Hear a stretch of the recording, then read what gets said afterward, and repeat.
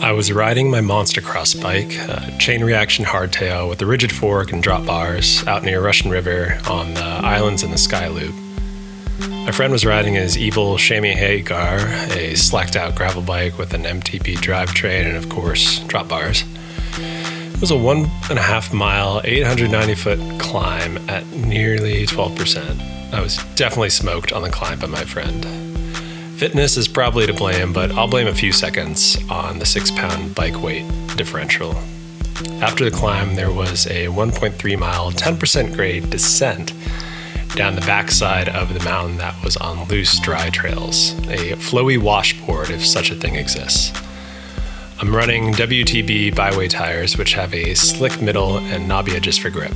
Not ideal.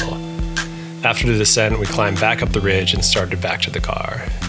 A crazy descent over 1 mile, dropping 850 feet at 13.5% average grade.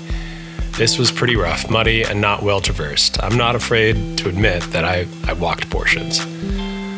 The whole ride, I wasn't quite comfortable. On the first climb, while pedaling a 26-pound bike up that 12% grade, I watched my friend with his carbon fiber 20-pound gravel bike dance away from me. Under my breath, I wished for a lighter bike.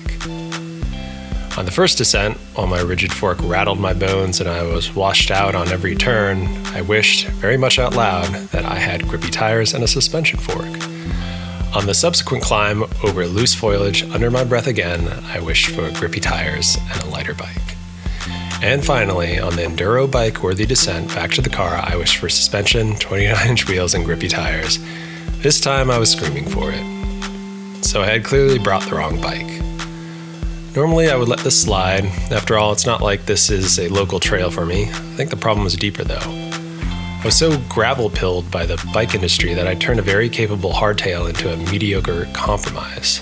So-so at everything and good at nothing.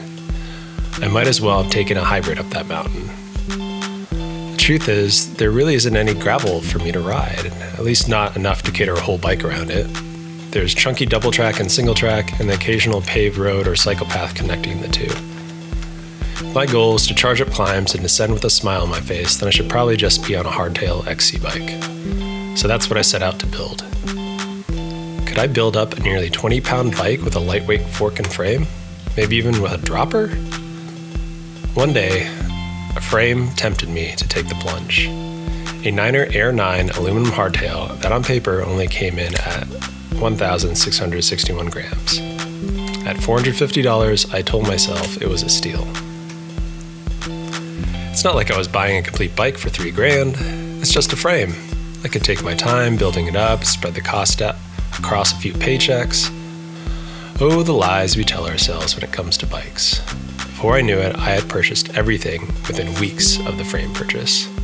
The build was finished with Hunt Race XC wheels, S-Works Fast Track tires, a Rockshox Reba RL A9 120mm fork, a full Shimano 12-speed SLX groupset, and was finished off with a P&W dropper, lever, handlebars, and grips, a specialized power comp saddle, SRAM press fit 30 bottom bracket, a race face stem, and a Dior chain.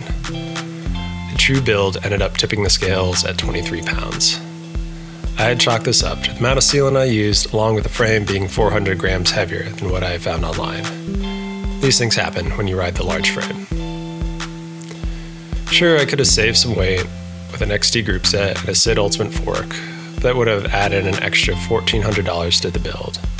I figure if I really need to shave some weight, there were a few other places I could do it for less money down the line. I took this XC bike out of my normal mixed surface ride, which includes a 1,000-foot paved descent, a 7-mile double-track ridge loop, and a paved descent back home. I kept the same pace on the road sections as the old bike while blowing the dirt section times out of the water. Gonna charge up climbs? Yes, sir. Was I smiling on the descent? Definitely. Looks like I built the right bike. Do you ride a gravel bike or an XC bike? Know some proper gravel rides in the East Bay? Let me know.